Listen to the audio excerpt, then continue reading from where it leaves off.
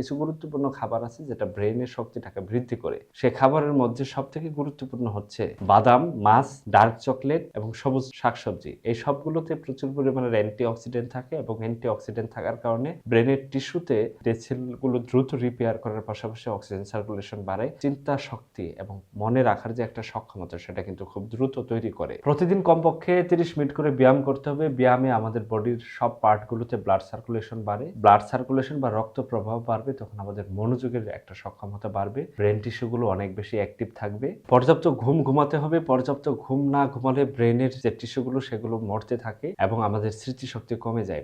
এজন্য প্রতিদিন কমপক্ষে 7 থেকে 8 ঘন্টা ঘুমাতে হবে। 7 থেকে 8 ঘন্টা ঘুমালে কি হয়, আমাদের ব্রেন টিস্যুগুলো ভালো থাকে, পড়া মনে রাখার সক্ষমতা বাড়ে এবং আমাদের চিন্তা শক্তি, চিন্তা চেতনা সেগুলো কিন্তু আস্তে আস্তে বাড়তে থাকে। ভিডিওটি আজকে এখানে শেষ করছি। আমাদের চ্যানেলে নতুন হয়ে থাকলে চ্যানেলটি সাবস্ক্রাইব করে আমাদের পাশেই থাকুন।